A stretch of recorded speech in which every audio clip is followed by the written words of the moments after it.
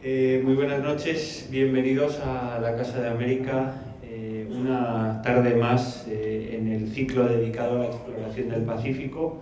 Como estoy seguro que la mayoría de ustedes ya saben, la Casa de América acoge desde el pasado mes de noviembre, si no recuerdo mal, una exposición titulada La exploración del Pacífico, 500 años de historia, exposición que acogemos nosotros, pero que organizó y que en fin, cuyos fondos provienen del Museo Naval.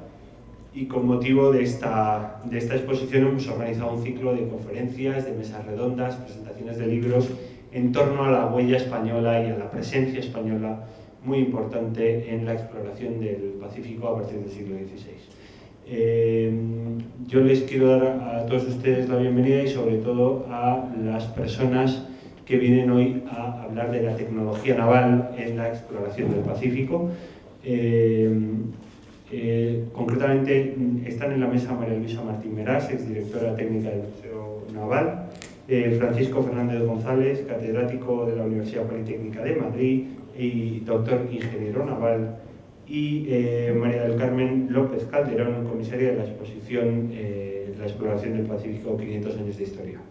Yo no me voy a extender más, les voy a dejar con los ponentes, pero sí quería agradecerles a ellos su presencia aquí y en general mencionar el esfuerzo que ha desarrollado no solo Casa América, sino sobre todo el Museo Naval para llevar a buen puerto este ciclo cuyas sesiones se han ido repitiendo, y mencionarles también el hecho de que la exposición continuará abierta en la Casa América hasta principios de febrero del año que viene.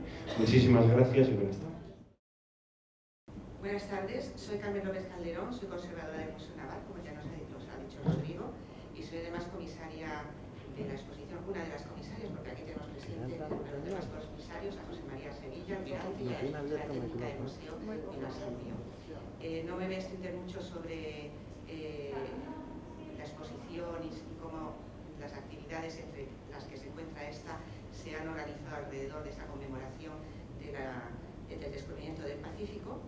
Y lo único que voy a comentar que esta es la séptima y ya la penúltima mesa redonda, que en las anteriores sesiones los ponentes han realizado un recorrido cronológico por la historia del Pacífico, en el que se han tratado temas tan importantes como Núñez de Balboa y Magallanes, Urdaneta, el galeón de Manila, la ruta de los descubridores y los cronistas, la presencia judío-española en el Océano Pacífico, entre otros temas destacados.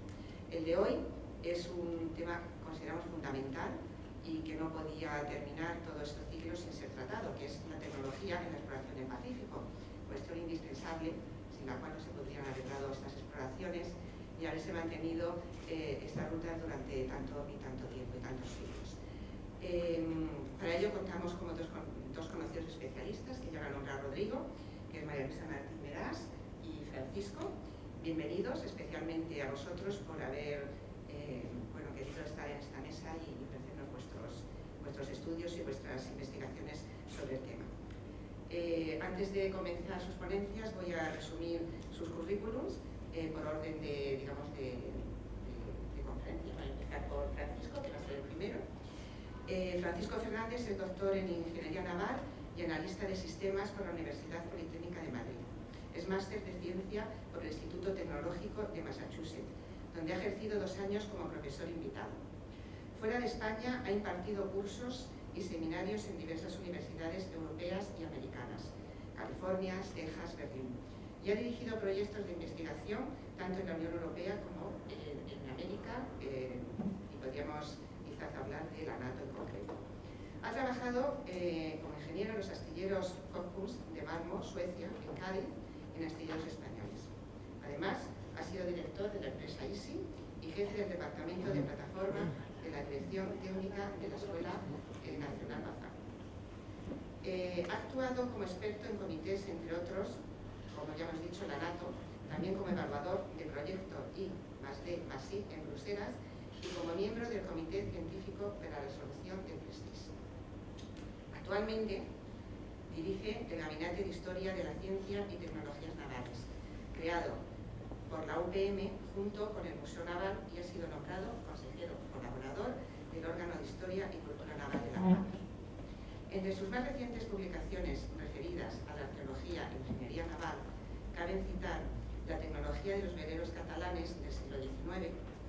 Arquitectura naval en el examen marítimo de Jorge Juan y otra, Arquitectura naval y propulsión en España en el 800. También tiene varios artículos en la revista de Historia Naval. Además, ha dirigido la investigación para la construcción de réplicas a escala de varios barcos históricos, para la investigación de la construcción naval en la época de la Expo 92, y actualmente dirige en el Museo Naval la construcción de un modelo de la fragata Nuestra Señora de las Mercedes de 1788. Finalmente, también en los astilleros de Nereo, Málaga, dirige la reconstitución a escala real del bergantín Brestón de 1779 y la del barco finicio de Mazarrón II. Y luego además un gran amigo del Museo Naval, como María Luisa Martín Meras, de la que voy a hablar enseguida. Ella es licenciada en Filosofía y Letras en la sección de Lenguas Románicas por la Universidad de Salamanca.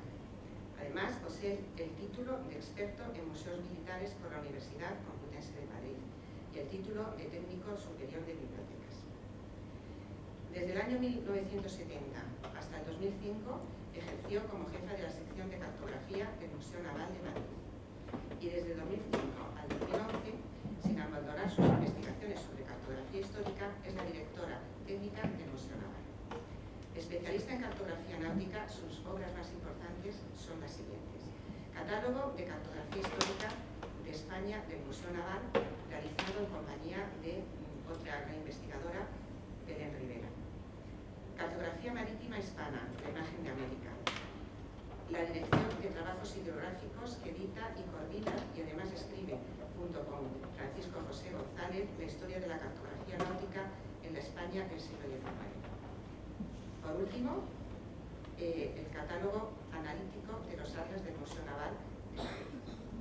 Muy bien, pues una vez presentados, se van a empezar las ponencias. Quiero que sepan que cada una se da aproximadamente una media hora. Después, cuando terminen, habrá un turno de palabras y un coloquio sobre el tema que van a hablarnos los dos. Francisco, tienes la palabra. Muchas gracias. Buenas tardes, bienvenidos. Y a ver si somos capaces en media hora contar todo lo que hay que contar, porque 250 años en el Pacífico y con tantos barcos y tantas naciones, pues dan para mucho más. Pero ya vamos. Agradezco también la oportunidad de compartir esta mesa con María Luisa. No sé si en la cabeza de los comisarios, incluido el almirante Sevilla, ha estado el hecho de que somos ambos extremenios, y de algo extremenio vamos a hablar aquí también hoy, por lo menos por mi parte.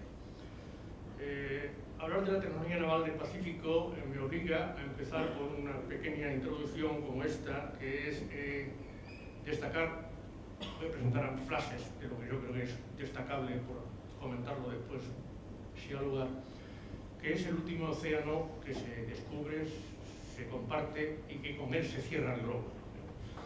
Pero claro, cuando se cierra el globo en ese océano hay una experiencia previa, y esa experiencia previa está acumulada en todas las personas que aparecen en el Pacífico, por ellos mismos o por sus antecesores. Concretamente, traigo como ejemplo esto. Esto, si alguien no sabe dónde está, esto es un sacerdote copto en el lago Tani. Y me gusta destacar cómo esta embarcación es la que vemos en el Titicaca, de otro tamaño, con otros materiales, pero es la misma solución. Es decir, que el hombre, cuando tiene un problema relacionado con el agua y la supervivencia del agua, lo resuelve de la misma manera si tiene los mismos materiales y, por supuesto, la misma tecnología. Y eso va a estar presente a lo largo de toda la historia nuestra, tanto en el Mediterráneo, donde ya compartimos, como en el Atlántico, donde se compartió menos, porque hubo menos pueblos que transitaran al mismo tiempo que nosotros el Atlántico, y mucho en el Pacífico. Podríamos empezar de manera más tecnológica, muy brevemente, por citar palabras que aparecen detrás de todo lo que tiene que ver con la tecnología naval. Es decir, lo primero que hace un barco, para que sea tal, tiene que flotar. Tiene que ser estando, fuerte, tiene que estar derecho, balizado. Y luego, en segundo lugar, tiene que cargar, avanzar, gobernar, maniobrar. Y en tercer lugar, ser rápido, económico, incluso bello o adornado. Y dos aspectos muy fundamentales que están presentes, sobre todo en las embarcaciones menores. El barco tiene que salir al agua, es decir, tiene que botarse, tiene que salir de la tierra al agua, y el barco tiene que salir del agua a la tierra, tiene que surgir, tiene que fondear. Son dos aspectos que van a estar presentes y fundamentales en las soluciones tecnológicas de muchas embarcaciones. Solamente a modo de ejemplo, las embarcaciones portuguesas de pesca, que tienen una proa altísima y curva, no la tienen por ornato ni porque tengan ninguna conexión con las divinidades, la tienen porque en el oleaje llano, tendido, que ocurre en las playas largas de Portugal, para salir al agua, tienen que ir bamboleando encima de las olas y eso es lo que les permite salir. Contra esas técnicas existen unas misiones que requieren más o menos de cada una de ellas. ¿Qué tipo de barcos nos encontramos nosotros? Bueno, desde la época que hemos avanzado del descubrimiento de América, pues aparecen estos nombres, aparecen en las crónicas y con distintos significados. Esto es importante porque interpretar la palabra nao no es lo mismo en el siglo XV que en el XVI o en el XVII. Aparecen concretamente los nombres de nao, carabela y navío, y siempre el navío es un barco pequeño en esta época. Luego, en el XVIII, vemos que es todo lo contrario. Es decir, que todas las crónicas de Indias, en los primeros descubrimientos y el rescate, cada vez que se habla de navío, están hablando de carabelas y barcos de menos tamaño que las carabelas. Aparecen otros nombres como la barca, el bergantín, el carabelón, en este caso, como otros tantos navales, el aumentativo del léxico on significa más pequeño, como pasa con el cartabón, pequeña, la fusta, que viene del Mediterráneo, y también heredan del Mediterráneo barcos como la galera, la galeota y su familia, incluida la fragata, que entonces es una galera pequeña, la galeaza como barco mayor, y el galeón, que empieza siendo galera menor y acaba siendo otro barco distinto. Todo esto que proviene de la tecnología aprendida y conocida nuestra en Europa, se traslada a América y se traslada concretamente en Cuba, hay galeras, y se traslada también, y los portugueses lo trasladan al Pacífico. ¿Qué imágenes hay? Bueno, aquí tenemos una de París en el finales del siglo, evidentemente son naves de tipo Oca, de tipo muy redondo. Las más reales son estas del mapa de Juan de la Cosa, son sus barcos, los dos que se relatan en su viaje en esa zona, y puesto que él era quien era, son muy fiables de las imágenes. Esto es lo que Vespuccio pone en su carta a Soderini, otra imaginación, no tiene nada que ver con la realidad en este caso, pero se parece. Y llego a algo que yo quisiera detenerme en ello un poco más, que son los brigantines del descubrimiento. Como he dicho antes, no puedo hablar de todo, voy a hablar de cosas muy particulares.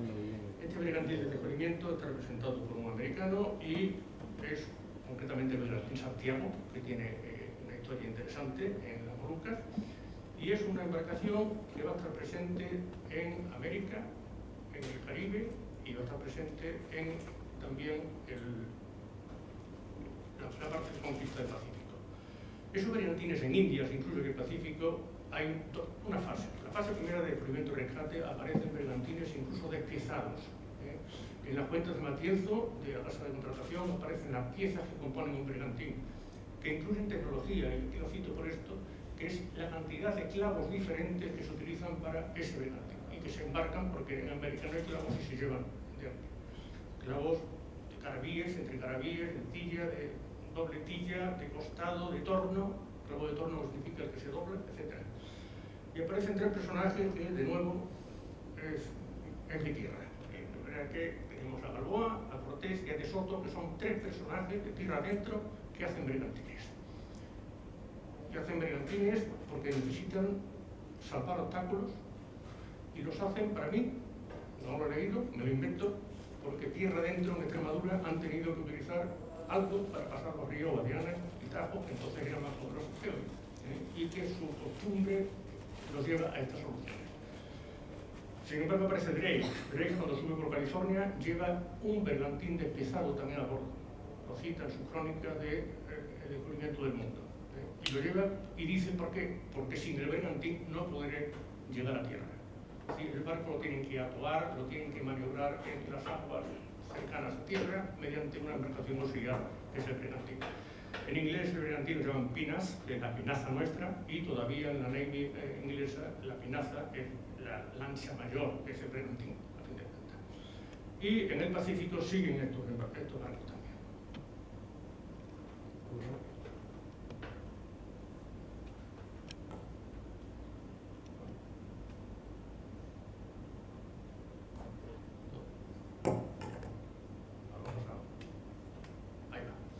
Bueno, los bergantines de Cortés son muy interesantes. Esto es una representación de época de uno de los códigos del Florentino de La Noche Triste. Y La Noche Triste se produce porque Cortés tiene los bergantines. Los bergantines 4 que hizo para poder escapar de Tenochtitlán acaban destruidos, quemados por los mexicas, porque Alvarado se enfrenta con ellos y mientras Cortés está en la costa, pues hay un problema, Cortés vuelve, etc. Sabemos la historia. Y entonces esa idea de Cortés, de que necesita unos barcos para salir de un lago que tiene una isla dentro, donde está Tenochtitlán, sigue permanente. Y estos son los bergantines que hace en Tlaxcala para poder conquistar Tenochtitlán. Toda la epopeya de Cortés para la conquista mediante barcos, sin barcos no lo hubiera conquistado Tenochtitlán, es impresionante. Tiene un carpintero de Rivera, que es Martín López, curiosamente es uno de los que llevaban los barcos que quemó en la costa, y hace 13 bergantines, de los cuales son 12 iguales y uno mayor, que es la capitana, barcos que son del orden de 40 pies, 13 metros, 12 metros y pico de eslora, tienen 6 remeros por banda, tienen 25 hombres a bordo, un cañón en la proa, con 2 servidores, de los cuales uno es el que utiliza para sondar. Y los construye en Tlaxcala, con ayuda de los indios, lo traslada por tierra una gran cantidad de leguas, protegido por los indios, llega a Texcoco, cruza por abajo y ataca Tenochtitlán por aquí abajo. Tenochtitlán hasta aquí. Estos son los bergantines representados en los códices, donde se ve el tipo de solución que es una especie de carabela chica, con remos. Y tiene cosas muy interesantes. Más del 60% es el pozo, donde va la gente, va con pavese, con protección, lleva los 6 remos, tiene un calado adecuado al lago, tiene un francobordo alto para evitar que las jaulas de los indios los aborden, y tiene soluciones técnicas muy interesantes que no tienen nada que ver con la carabela, aunque los llama, concretamente el Inca Garcilaso, cuando los describe, los llama carabelones, dice carabelones o bergantines, que es lo mismo. Una vista, son de distintos tipos, podían tener un palo o dos, vela latina y vela cuadra, una u otra, y que se encuentran en el Pacífico. Bueno, como digo, estos existen en el Pacífico, están citados en las crónicas, y los barcos, concretamente la armada que Cortés lleva para buscarlo a Isla, que va a Saavedra, lleva naos y un bergantín. Y ese bergantín es fundamental en todo el trasiego que tienen entre islas. ¿Qué se encuentra en el Pacífico? Porque hay un contacto de tecnología en este caso. Pues esencialmente piraguas oceánicas y juncos. Las piraguas oceánicas son muy similares todas, pero tienen algo en común, que es resolver problemas asociados con la tipología geográfica de esa zona. Es decir, son islas con corrientes, con vientos cambiantes. Entonces, el hecho de que tengan doble proa o doble popa, igual, es que en cierto modo pues, permiten navegar en un sentido y en el contrario. Lo mismo que se encuentran los ferries que van de Suecia a Dinamarca, que no dan la vuelta para atracar, embarcan y salen en la misma dirección. La vela muy similar a la de otras islas, en una cuadra y en otra triangular, con un ingrediente adicional que son las batangas para la estabilidad. Que son barcos que necesitan de esos 2 apoyos laterales, uno o más, y que esos permiten ampliar la zona habitable o la zona de carga. Eso es lo que se encuentra. Las hay mayores, las hay de guerra, con 60 guerreros, dicen las crónicas, pero no se copia. Es decir, los españoles no copian estas embarcaciones. Llevamos otras embarcaciones porque nuestras misiones son distintas. Incluso, aunque sean del tipo Prado, del tipo grande, paraoles que llaman ellos, ¿no? Hay embarcaciones de carga que no llevan vela y que son arrastradas por otra. Y el siguiente tipo de embarcación que se encuentra son los juncos. El junco tiene una tecnología envidiable que les permitía hacer barcos de hasta 100 metros de eslora cuando en Europa no se llegaba a 50 sin problemas de asiento o de estanqueidad. Y lo resolvían precisamente con tablones muy anchos, con lo cual multiplicaban por 4 o por más la rigidez, con tablones muy gruesos, maderas que tenían durables para esto, y con compartimentación estanca. La compartimentación estanca no por estanqueidad solo, sino también porque era la división de la carga para los distintos comerciantes que compartían el viaje. Y la otra parte de tecnología asociada al junco es el manejo de las velas. Requiere mucho menos hombres manejar estas velas que las velas europeas. mediante la persiana, que son los stores que tenemos en las casas hoy, mediante muy pocas manos podían maniobrar esta vela. El siguiente avance tecnológico es el de disponer los palos no alineados todos en crujía, sino alternando al trebolillo, con lo cual tenían más capacidad de captar vientos con distintos ángulos. Y el otro detalle, no novedoso, pero sí primerizo de los juncos, es que incorporan el timón de codaste pues, en el siglo III o IV de nuestra era. ¿Qué tecnología es la occidental que lleva a estas aguas Europa, en principio, luego sería Estados Unidos? Bueno, los portugueses entran por la India, entran navegando con grandes carabelones, grandes carabelas, hasta de 4 palos. España entra por el otro lado, por respetar Tordesillas.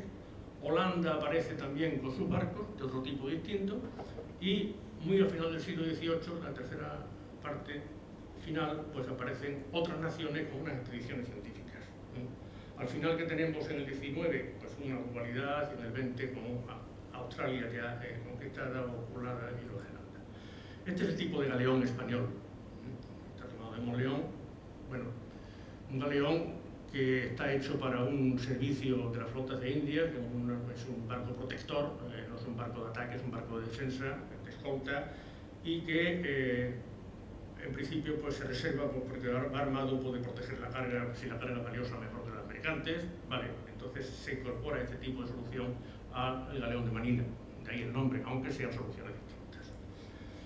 Y aparece este otro barco que es menor, que es el Patache. El Patache está regulado por las ordenanzas españolas a partir de 1613, es un barco que tiene 8 codos de manga, es más largo en la relación de eslora-manga que los galeones que tienen la propia ordenanza. Los galeones van en relación 3 y en el caso del Patache 3 y pico.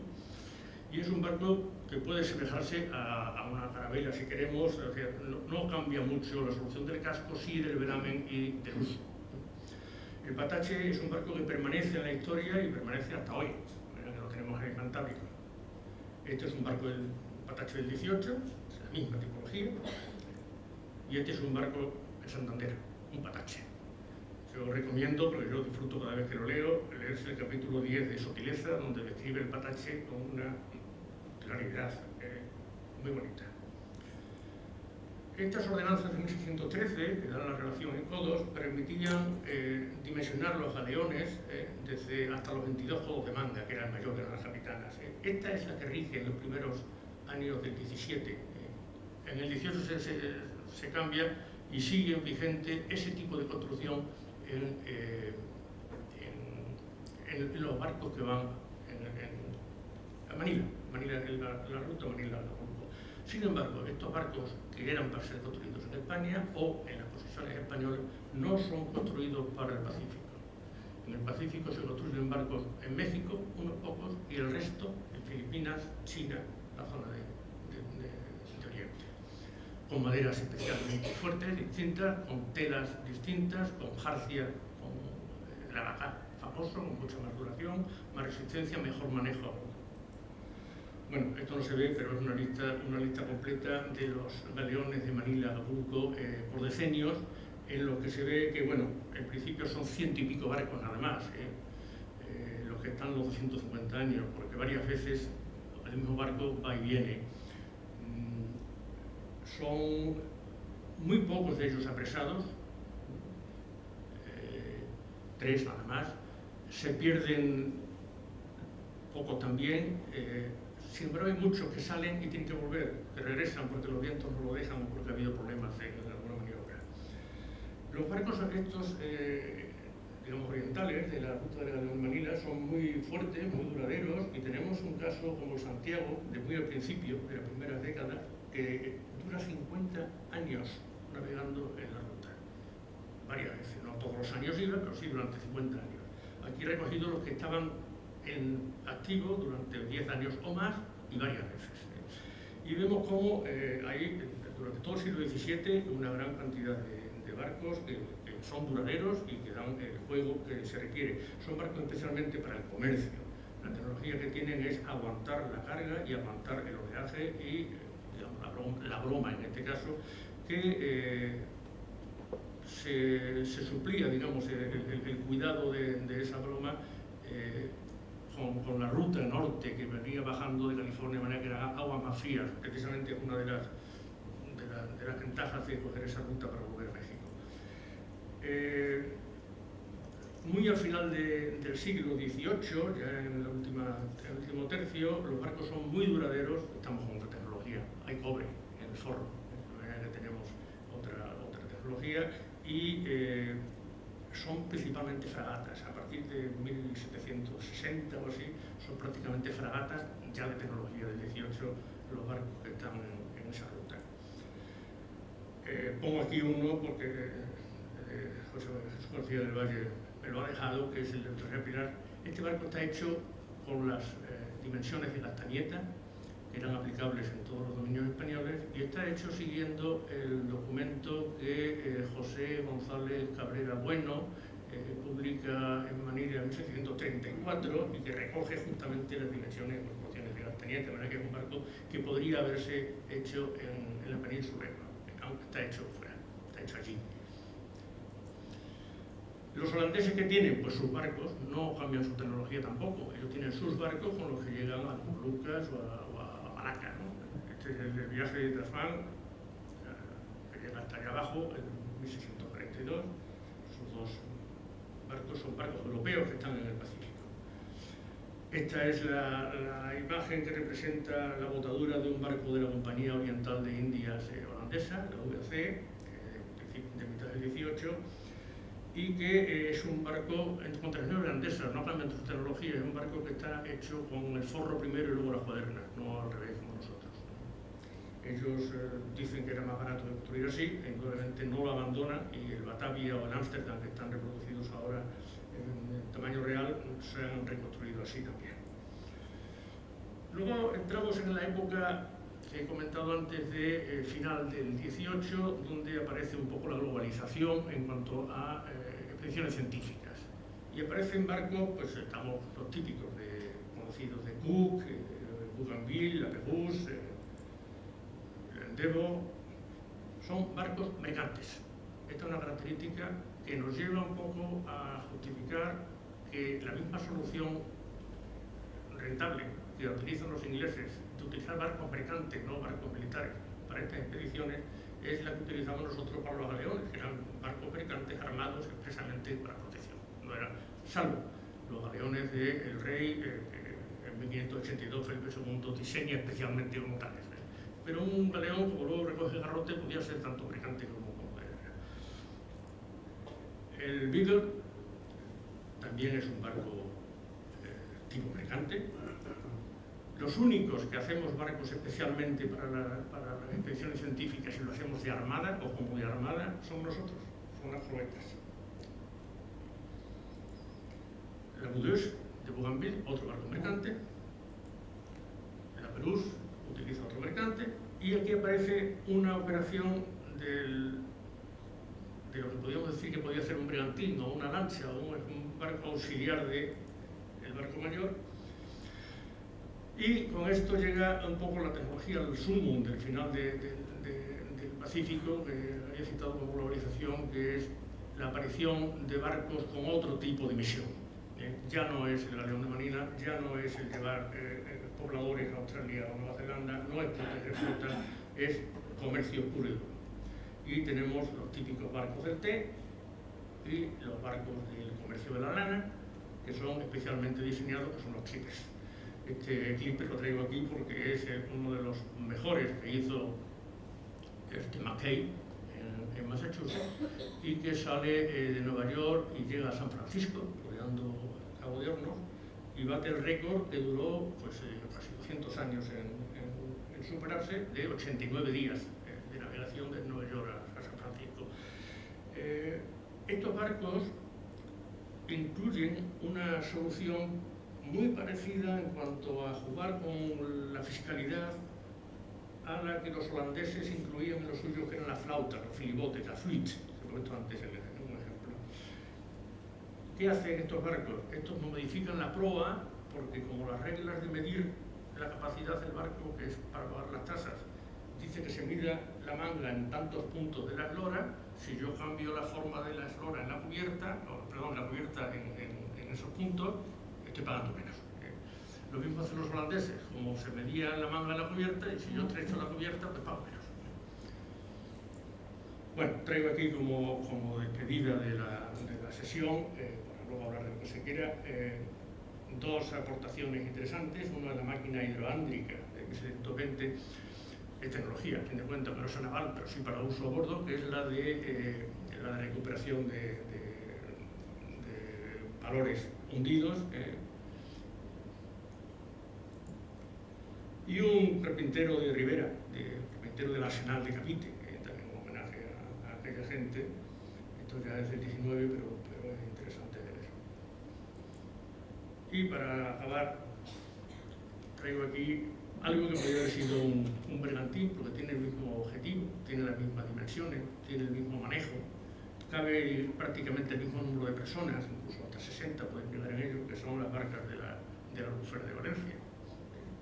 Que podríamos decir que la tecnología que se lleva al Pacífico no conflige con la tecnología europea, no copia de la tecnología local. Ellos tienen sus necesidades, nosotros las nuestras, y mantenemos, concretamente las naciones que aquí estamos, pues tanto la fusta como los galeones, como las galeras, como las fragatas de remos, como los bergantines estos, y el bergantín que no he citado, y con permiso del tiempo, había dicho muy al principio que citaba a mis tres extremeños. ¿Y por qué lo hacía? Cortés, Balboa y de Soto. Bueno, a mí me ha encantado leerme la historia de los bergantines de Cortés. Creo que es muy interesante, incluso desde el punto de vista técnico, para algún alumno de la escuela, a ver si se lo lee. Pero es más interesante todavía leerse la descripción que hace el Inca Garcilaso del viaje de Soto. De Soto llega a la Florida en bergantines y bueno, recorre la tierra y hace toda esa peripecia que tiene con distintas tribus, consigue la ayuda del general que se llama General Amilco, que es la tribu amiga, y cuando tienen que escapar por piernas de aquello, después de haber reducido casi a la mitad, sus 1000 personas a la mitad, y los caballos se quedan también en la cuarta parte, pues llegan al Mississippi y bajan el Mississippi. Y para bajar el Mississippi y para cruzar otros ríos antes necesitan hacer barcos y hacer bergantines. Con la misma tecnología y con la misma idea y las mismas soluciones que luego hace Cortés. Perdón, que había hecho Cortés, porque es posterior. Y esto hace 7 bergantines, utiliza un carpintero de Ribera, construye unas atarazanas, y las llama así, que son unas construcciones palafitos levantadas de tierra para que cuando la inundación del río suba pues no afecte a la obra. Utilizan la morera para calzatear y dice que se comporta muy bien, que no necesitan otra cosa, pero que por si acaso le dan con tocino de cerdo, la untan. Y incluye pues unas soluciones muy interesantes, por ejemplo, amadrinar las canoas, y lo dice con el lenguaje de la época, que amadrina las canoas porque así no se trastornan, no se vuelcan, y no se trastornan cuando se encuentren con los bajillos en el río, con los rápidos. Pero esas 2 canoas amadrinadas son las que usa para montar los caballos, y los caballos no los monta mirando de proa a popa, los monta de revés, y dice para poner las patas de delante en una canoa, las patas de detrás en la otra. Es decir, hay manejo de la tecnología naval o de las soluciones sencillas, porque no son galeones, no son barcos de guerra de gran calibre, pero resuelven un problema que para mí es lo que está detrás de toda la tecnología de explotación naval. Y lo hace con carpinteros de Ribera o aquel que mejor se comporta, lo mete en faena, ¿no? Y el otro personaje, Balboa, por él estamos aquí hoy, pues también hace sus bergantines, y también los hace un río, y también los hace a hombros por piezas. Es decir, hay todo un conocimiento de cómo elaborar barcos, de armar, desarmar, recuperar luego los clavos, por ejemplo, porque el hierro es valiosísimo, es escasísimo, de manera que recuperan, cuando los desarman, recuperan los clavos y lo esencial, y luego van a hacer otro. Me queda solamente una cosa por descubrir o por investigar, que es cuánto duraban esos barcos hechos con maderas verdes. No les da tiempo a curarlas, los cortan y sobre la marcha los hacen, ¿no? Cuando De Soto consigue abogar al océano y quiere llegar a Cuba, o realmente luego llega bordeando Nueva España, tiene otro problema, que es que no tiene cómo surgir, no tiene cómo llegar a tierra. Y hay un momento en que se pasa, pues son 3 o 4 días, intentando entrar en tierra, en puerto, en una Ensenada, y no lo consigue, porque los vientos son contrarios. Luego aparece de nuevo la necesidad tecnológica de dominar la maniobra con vientos distintos, cosa que con barcos de remos se alivia. En este caso, los bergantines que llevaba tenían remos, pero no eran tan capaces como para esto. Tenían 6 remos por banda. No sé, hay muchas más cosas a hablar, pero quedan también otras cosas a aprender y aquí termino. Muchas gracias. Buenas tardes a todos y agradezco a los organizadores del Museo Naval y de la Casa de América la invitación que me han hecho para estar esta tarde aquí con ustedes. La costa americana del Océano Pacífico fue descubierto por Núñez de Balboa. Sin embargo, varios viajeros medievales ya habían llegado al Pacífico, entre ellos los árabes y probablemente Marco Polo. Los portugueses, por su parte, llevaban 15 años entrando en el Pacífico a través de África. En efecto, el 25 de septiembre de 1513, la expedición española pudo contemplar en el Golfo de San Miguel un extenso mar cuya costa iba de este a oeste y que Balboa llamó Mar del Sur.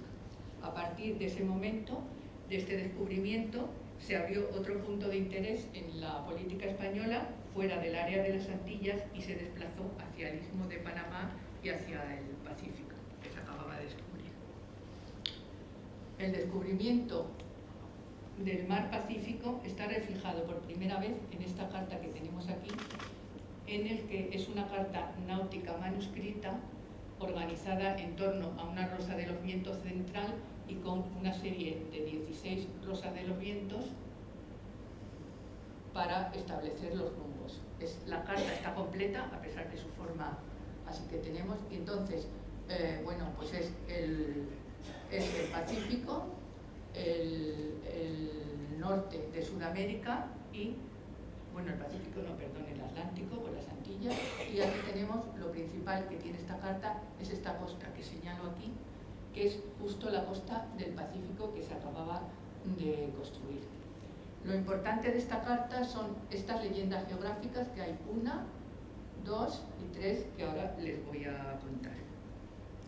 Esta grande dice: Fernando, en latín está traducido, Fernando, rey de España, como quiso de esta tierra tener un buen conocimiento, envió a esta tierra cerca de 500 hombres expertos y diestros en la guerra, para que diligentemente la recorrieran toda, los cuales se adentraron cerca de 60.000 pasos y encontraron otro mar salvaje y casi inmenso, cuyo curso de las olas se volvía hacia la parte austral del litoral, de donde parece claro que esta tierra de ninguna manera es un continente, como algunos cosmógrafos han pretendido. Tenemos aquí una idea de insularidad que ya aparece con la idea que tenían los españoles de encontrar el paso hacia el Pacífico, hacia la India. O sea que ya establece aquí una idea de insularidad. La costa pacífica, que es esta parte, solamente tiene 2 topónimos, que son Costa de Tamao e Ínsula de las Perlas. Esto es un nombre que le puso Balboa, porque es una lectura defectuosa de Costa de Tumaco, que era un cacique que le ayudó y que le informó dónde estaban las perlas. Además, un poco más abajo, en esta parte, también en latín, todos estos textos están en latín. El resto de los topónimos están en español, alternando con portugués y con italiano. En esta parte pequeñita, este pequeñito, aquí lo que dice, vuelve a incidir en el concepto de insularidad y dice: océano occidental que se une con el meridional, insistiendo en la idea de insularidad y nombrando por primera vez al océano meridional. En la parte de Venezuela, aquí, hay otro cartel que dice Dadaiba. Aquí hay una cierta reina dominadora a cuyo imperio están sujetos muchos pueblos, riquísima de mucho oro. Esta noticia de Dadaiva procede también de Núñez de Balboa, referida a la región de Urabá y Río Negro, porque en esta región existía entre los indios la creencia de que Dadaiva era la gran madre de los dioses, venerada en su templo de Urabá. La conversión de diosa en reina, que aparece aquí, nos sitúa por primera vez con la mención del mito de las Amazonas, ligada a Sudamérica, varios años antes del descubrimiento del río de las Amazonas por Orellana en 1545. La carta que examinamos es anónima, tampoco tiene fecha, y tenemos que fecharla por los descubrimientos geográficos. Tenemos aquí la parte de Yucatán, que aparece como una isla, que esto es una característica de la primera parte del siglo XVI, y lo importante de aquí es que tenemos la Florida, que acababa de descubrir la Ponce de León, pues aquí esbozada. Entonces, para volverlo a datar, no encontramos nada de los descubrimientos de Cortés, que empezó en 1519, y tampoco encontramos nada de la fundación de Panamá de Pedrarias Dávila, por lo cual, por eliminación, creemos que esta carta es de 1518. Y que lo principal de esta carta es comunicar los descubrimientos de Balboa en el Pacífico. Sabemos que Núñez de Balboa envió al rey un mapa detallado con sus descubrimientos, pues en una real cédula de 1514 se le dice a Pedrarias Dávila que amojone y dé nombres a todo lo que se descubra y que envíe mapas, ya que el remitido por Vasco Núñez resulta de difícil interpretación. No sabemos si Pedrarias envió un mapa o no a Balboa. Lo único que hay que reseñar aquí, que el nombre de Balboa no aparece, con lo cual es probable que sea enviado por Balboa, ya que era su enemigo, y el protagonismo del descubrimiento se desdibuja en una hazaña colectiva. El mapa de Núñez de Balboa se encuentra en la Erzos-August Biblioteca de Wolfenbüttel y fue estudiado y expuesto en España en el año 2000, que no se conocía, por lo menos ahora aquí, con motivo de la exposición Carlos Pinto, la náutica y la navegación. Cuando los españoles se introdujeron en el Pacífico, ya conocían y usaban la navegación astronómica, un nuevo sistema de navegación en alta mar que se practicó y puso a prueba en las navegaciones atlánticas por los portugueses y los andaluces, que también navegaron por África. En lugar de la antigua navegación de estima que se usaba en el Mediterráneo. En el Atlántico se pudo comprobar que el método de navegación costera, que era el del Mediterráneo, no era apropiado para un mar abierto y desconocido, donde era absolutamente necesario obtener la posición del navío. El periodo de la historia que podemos denominar como la Edad de Oro de la geografía comenzó con las primeras navegaciones de los portugueses por la costa de África en la segunda mitad del siglo XV. El viaje de ida desde Lisboa hacia Guinea era fácil porque cogían los vientos y podían navegar costeando, pero la dificultad era la vuelta, que se veía a menudo estorbado por los vientos contrarios y las corrientes, que impedían el regreso de Guinea. Entonces los navegantes comprendieron que para llegar más rápidamente tenían que hacer una inmersión en el Atlántico, nunca mejor dicho, para evitar los elementos adversos. Esta maniobra náutica, que se llama la Vuelta de Guinea, pues les puso en contacto con los problemas que tenían en la navegación astronómica. Una vez que llegaban a las Azores, tenían que, de alguna manera, según su instinto, según las corrientes, según los pájaros y las aves que veían, hacer una vuelta, es decir, un giro, y para embocar a Lagos o a Lisboa.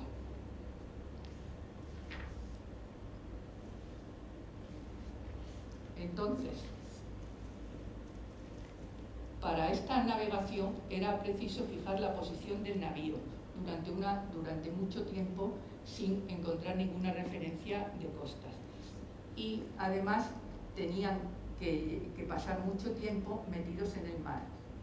Entonces, Aunque ya se conocía desde antiguo la manera de establecer las coordenadas geográficas por observación de los astros y los conceptos de latitud y longitud ya estaban establecidos por los geógrafos griegos, este conocimiento adaptado a la navegación vino a servir para determinar las latitudes a bordo de las naves y fue una innovación de gran importancia en la historia de la náutica. A partir del siglo XVI, los marinos estaban también empeñados en determinar la longitud en el mar, porque con la conjunción de latitud y longitud podían, lo que ellos llamaban, marcar el grado y saber en todo momento dónde estaba la posición del navío. Sin embargo, la segunda cosa necesaria, que era la longitud, no se pudo encontrar hasta el siglo XVIII. Pero la sencillez del método usado por los navegantes rusos para hallar la latitud era muy fácil, si una vez se define esta como la distancia angular entre un punto y el ecuador, medida en grados a lo largo de su meridiano.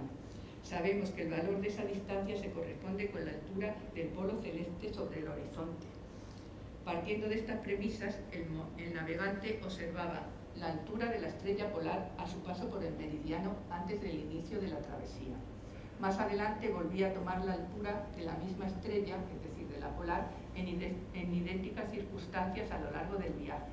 Con ello conseguía conocer la diferencia de dicha altura entre los dos lugares de observación.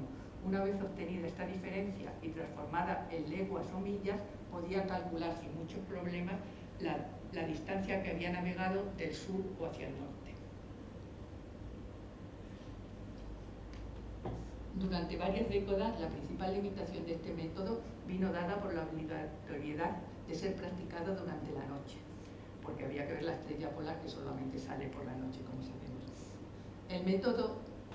Este método se superó a finales del siglo XV, porque se encontró un método para hallar la latitud de un lugar durante el día, que era conociendo la altura meridiana del Sol, el cual, a diferencia de las estrellas, no tiene declinación fija, lo que hacía necesario utilizar unas tablas y un regimiento para hacer la operación de descubrir la altura del Sol y poder establecer la latitud en la que se encontraba. La navegación astronómica fue posible por la simplificación de los instrumentos de observación que utilizaban los astrónomos en tierra. El astrolabio náutico es una simplificación del astrolabio terrestre. Y el cuadrante también se utilizaba en tierra. Es decir, lo simplificaron para poder medir las alturas, pero no se sabe exactamente dónde ni cuándo estos métodos de determinación de latitud astronómica fueron introducidos ni quiénes fueron los responsables de este descubrimiento. Vamos a hablar de la cartografía. La cartografía está íntimamente ligada a todas estas innovaciones náuticas y la introducción de la escala de latitudes en las cartas náuticas fue, desde el punto de vista de la cartografía científica, el acontecimiento más importante de la primera mitad del siglo XVI. Anteriormente, las cartas eran las cartas mallorquinas, de las que tienen aquí un ejemplo, que estaban diseñadas para la navegación costera. Es decir, aquí está España, este es el Mediterráneo, y se desarrollaba siempre sin perder de vista la costa, siguiendo un rumbo que estaba establecido por las rosas de los vientos, donde estaban los 32 rumbos. Pero como consecuencia de la navegación astronómica y de introducirse en el océano, cuando el piloto consiguió hallar la latitud en el mar, no le resultaba de mucho uso encontrar la latitud si no podía ponerla en comunicación o en correlación con el punto de la costa a la que correspondía. Entonces, solamente pudo resolverse este problema poniendo en relación la latitud de un lugar, del lugar donde estaba la nave, con las latitudes observadas astronómicamente en otros sitios. Y así podían hacer una operación y descubrir por dónde se encontraban. Entonces, para esto empezaron a utilizarse las cartas planas. Estas cartas, que se llaman planas, empezaron a ponerse los círculos mayores, es decir, el trópico de Cáncer, el Ecuador, el trópico de Capricornio y una escala, aquí tenemos dos, luego veremos por qué, escala de latitudes. Entonces ya con estas escalas ellos podían tomar la latitud en el barco en donde estaban y luego poderla poner en relación con estas otras establecidas de otros lugares. Entonces, de esta manera, por una simple operación aritmética, se podía obtener la diferencia de latitud entre el lugar en que se hallaba la nave y los lugares de donde venía. Como todos sabemos, la representación de una parte de la esfera terrestre sobre estas dos maneras de cartografiar, es decir, la cartografía portulana y la cartografía plana, tenía unos problemas. Y es que estaba la cartografía portulana inducían a importantes errores en la navegación, porque las portulanas marcaban con líneas rectas todos los rumbos, como si la Tierra fuera plana. Y entonces, en cuanto se alejaban del ecuador, había muchas distorsiones. Y las cartas planas espaciaban los meridianos de manera equidistante, sin tener en cuenta su convergencia en los polos, provocando un error cuyas consecuencias eran el aumento exagerado de las distancias en las latitudes altas, lejos del ecuador.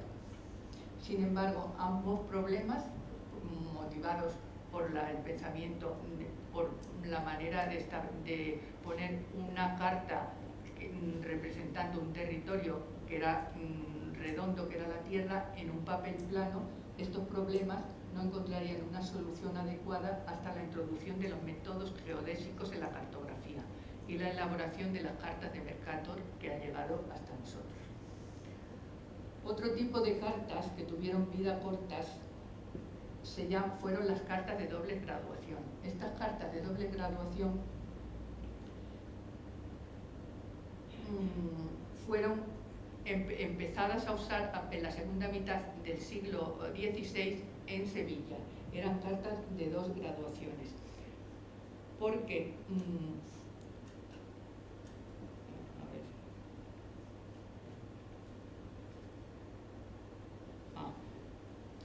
resulta que estas cartas tenían una escala de latitud, como ya lo hemos dicho, una escala estándar, según la zona navegada.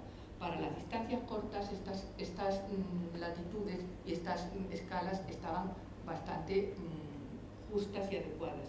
Pero cuando las distancias empezó a navegar apartándose del ecuador, se constataron distorsiones debidas a la esfericidad de la Tierra y sobre todo a un fenómeno que empezaron a descubrir los navegantes españoles, que es la declinación magnética. Los navegantes españoles eran, sobre todo, Cristóbal Colón pudo comprobar en uno de sus viajes que el norte señalado por la estrella polar difería del que su brújula marcaba. Es decir, que su brújula unas veces se desviaba pensando que estaba en el norte, que indicaba el norte, sin embargo, unas veces se desviaba al noroeste y otra al nordeste. Esto ponía de manifiesto que el polo magnético no era igual que el polo geográfico. La diferencia de grados entre ambos polos es lo que se llama la declinación magnética. Este problema no era insoluble, pues Colón lo pudo subsanar marcando sistemáticamente la estrella polar y realizando ajustes. Pero estos ajustes tenían que ser tomando mediciones, mirando los regimientos de navegación, etc. Entonces, algunos marinos y pilotos en la Casa de la Contratación idearon esta clase de cartas. Aquí aparecen dos escalas de latitudes, es decir, esta escala que pasa por las Azores y esta otra escala que pasa por Brasil. Están graduadas de diferente manera. La escala que pasa por las Azores va de los 63 grados norte a los 13 grados sur. Y la otra escala va de los 60 grados norte a los 16 grados sur. Con lo que se pretendía corregir los 3 grados de diferencias que había al pasar, que la aguja nordesteaba al pasar las Azores. Es decir, la declinación magnética en las Azores estaba muy acusada en 3 grados de diferencia en la época de Colón. Esta innovación era para que los pilotos vagos no tuvieran que hacer ninguna, es decir, ya pasó las Azores, pues ahora ya cambio y me cambio a esta escala que ya tiene la declinación puesta y que son 3 grados menos. Esta innovación tenía un problema, es que obligaba a pintar 4 meridianos y 2 y 2 ecuadores, con la diferencia de 3 grados. Esta carta que comentamos da la impresión de estar hecha para el viaje simplemente de España a América, utilizando este hallazgo. Existe otra carta, voy a pasar a otra para que la vean mejor. Esta, aquí es la que he dicho, aquí tiene las dos diferencias, con una diferencia de 3 grados, y luego otra escala estaba también establecida en Terranova, porque aquí sí que la declinación magnética era muy acusada, eran 21 grados de diferencia. Es decir, los portugueses que navegaban también a Terranova establecieron esta escala también. No nos vamos a detener en los problemas que produjo esta clase de cartas, basta decir que hubo una controversia grandísima en Sevilla sobre si se utilizaba o no entre los cosmógrafos y los pilotos, y la Casa de la Contratación acabó prohibiéndola. Después del fracaso de Juan Díaz de Solís en su búsqueda por el paso una búsqueda del paso al sur del Brasil, en 1519, como ya sabemos, se organizó en Sevilla una expedición de 5 barcos al mando del portugués Fernando de Magallanes para explorar las tierras más al sur del Brasil, con idea de seguir encontrando el leitmotiv español de aquella época y de todos los países, que era el paso hacia las Indias.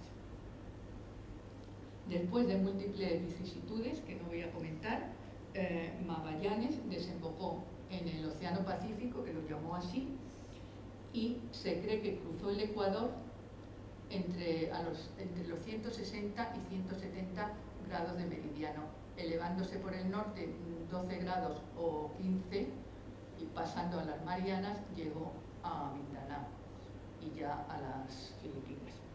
De este viaje lo que nos interesa destacar, y de los próximos también, es el problema de la vuelta. La Trinidad, que llegaron solamente 2 barcos, la Trinidad intentó volver por donde había venido y no pudo hacerlo, y la Victoria, que fue la única que volvió, tuvo que volver con mucho peligro de encontrarse a los portugueses por el Cabo de Buena Esperanza. El Pacífico, que acababan de cruzar las naves españolas por primera vez, es el océano más grande del mundo. Ocupa algo más de 1/3 de la superficie terrestre, 165.700 millones de kilómetros cuadrados, y alcanza la mayor anchura en Colombia hasta Indonesia. El Pacífico contiene aproximadamente 25.000 islas, más que todos los océanos del mundo juntos. La mayoría de los archipiélagos se encuentran al sudoeste del océano, entre el Ecuador y el Trópico de Capricornio. Así Magallanes, cuando navegó, no encontró islas hasta llegar a las Marianas. En el Ecuador hay una banda de presiones mínimas de 5.000 a 10.000 kilómetros de anchura que provoca calmas y vientos ligeros, con lo que es muy difícil navegar en los barcos a vela. En enero los alisios del nordeste barren el Pacífico de América a Filipinas, entre los 12 grados norte y los 29, por lo que hace muy fácil la navegación. Y luego los alisios del sureste, los alisios van en el sur en dirección sureste.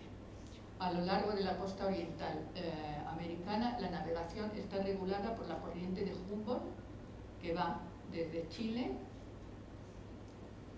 hasta el Perú, con lo que es muy fácil navegar en esta dirección. Y luego en el norte está regulada por la corriente de California, que fluye hacia el sur, uniendo la costa americana desde el sur de Oregón hasta México. Este extenso organización de vientos y este sistema no fue explotado hasta la llegada de los exploradores españoles y de los europeos. Una vez navegado el Pacífico de este a oeste, ya hemos visto que el problema era poder volver a América por el mismo camino. Esto no fue posible en todas estas navegaciones. Esta es la expedición de García de Loaiza, que vino desde La Coruña. Fue una expedición, la pobre, desastrosa. Fue con 7 naves y sufrió toda suerte de adversidades, de manera que solo llegó una nave a las Filipinas, Santa María de la Victoria. Bueno, llegó a Tidore y no pudo volver. Después de esta navegación se vio que era muy complicado porque las naves, organizarlas desde España, porque las naves venían ya destrozadas de pasar el Atlántico y luego tenían que atravesar el Pacífico, con lo cual se empezaron a organizar, como ha dicho Paco, a construir naves en México para el viaje hacia allá. Entonces, esta navegación de Álvaro de Saavedra fue desde Zihuatanejo y llegó a Filipinas. Llegó solo una, llegó la capitana, pero no pudieron, hicieron 2 intentos de volver. Aquí los tenemos, este es un intento y aquí le encontró una borda que tuvieron que volver, y este otro intento también, y no lo consiguieron. La tercera es el viaje de Juan Grijalva, que intentó hacer, fue desde Perú, hizo una navegación ecuatorial imposible, en el que tuvo muchísimos problemas, tantos problemas que sus hombres le asesinaron, porque él quería seguir y los otros no querían seguir, y se quedaron en Nueva Guinea hasta que los rescataron los portugueses. Este otro derrotero pasó exactamente igual, salió del puerto de Navidad, llegaron a Filipinas y entonces volvieron a intentar estos 2 viajes y tampoco pudieron. Este es Torres, Bernardo de Torres, y este me parece que es Martín de Retes, tampoco pudieron volver. Entonces, estos fracasos náuticos que impedían a los españoles retornar a América, y sobre todo que los ponían en manos de sus enemigos portugueses para volver, porque tenían que hacer una navegación horrible hacia el Cabo de Buena Esperanza, con los portugueses persiguiéndolo, hizo que se retrasaran los viajes hasta que Legazpi fue enviado a poblar las Filipinas. Legazpi,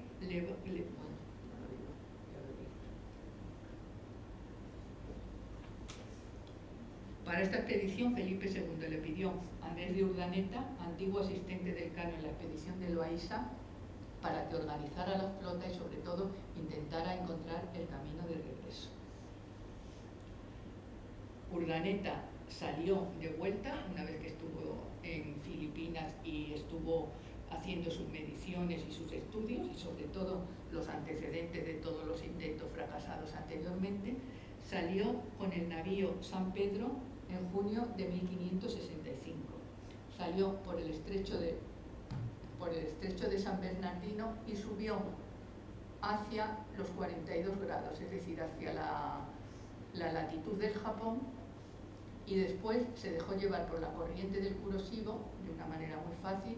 Llegó a esta costa de Oregón, y como ya tenía el viento en las velas y tenía esta corriente de California, pues llegó fácilmente a la costa de California. Desde los 27 grados descendió hacia aquí. Así estableció la ruta del galeón de Manila, que duró más de 100 años, no sé cuántos años, muchos más, 250 años ha dicho Paco, aunque el comercio de las especias quedó en manos de los portugueses. Bueno, hemos visto ya la navegación astronómica, que yo he estado diciendo que era navegación astronómica, pero era un poco coja, porque la navegación astronómica le faltaba el otro dato, que era el dato de la longitud. Ellos fueron navegando con la latitud y bandeándose, pero faltaba la longitud. El método de la latitud había servido mucho para navegar de norte a sur, pero no era válido para atravesar grandes océanos como el Océano Pacífico, que había que ir de este a oeste. Por lo tanto, después de este descubrimiento del gran espacio pacífico, sería cada vez más necesario encontrar un método para determinar la longitud en el mar, que permitiese fijar definitivamente la posición de los buques. La longitud, entendida como distancia angular entre el meridiano de un lugar y un meridiano de origen, es decir, el meridiano cero, medido a lo largo del ecuador, es fácil de determinar en la mar si se puede calcular con precisión la diferencia horaria entre la posición de un buque de su punto de referencia, por ejemplo, el puerto de partida y el lugar donde se encuentra en este momento. Esto es así porque existe una relación directa, como ya sabemos todos, entre la longitud y la mencionada diferencia horaria. Dado que la Tierra tarda 24 horas en completar una vuelta sobre su propio eje y efectúa una revolución de 360 grados, cada una de las 24 horas equivale a 15 grados de longitud.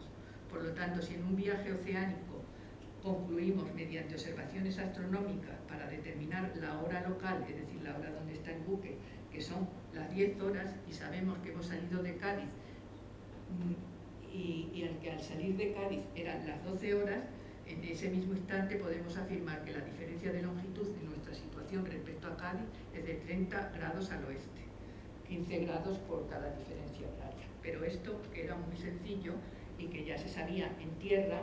Hasta el siglo XVIII no se pudo descubrir, porque en estos siglos del XVI y XVII se contaba solamente con relojes de arena y luego de péndulo, que no eran aptos para transportar la hora local en la nave. Entonces, hasta el siglo XVIII no se pudo encontrar el método para saber la hora local y poderla llevar en el barco. Se encontraron dos métodos que voy a citar muy rápidamente. El primero era el método de las distancias lunares, que estaba basado en la utilización del desplazamiento de la Luna respecto a las estrellas, como si de un cronómetro universal se tratase, pues la Luna es el astro que se mueve con más velocidad a la Tierra y se comporta como la manecilla de un reloj. Había que hacer unos cuantos cálculos astronómicos para saber la hora que era en ese momento en la Luna que pasaba por el lugar del meridiano cero que se quería tener, y luego se veía la hora que se tenía en el barco por medio de un simple operación aritmética. Se podía saber la hora que era en el lugar de origen. Pero este método de las distancias lunares tampoco pudo ser utilizado hasta el 18 porque se necesitaban unas tablas fiables del movimiento de la Luna, que hasta el 18 no se pudieron estudiar y tenerlos. Hizo Tobias Mayer el primero.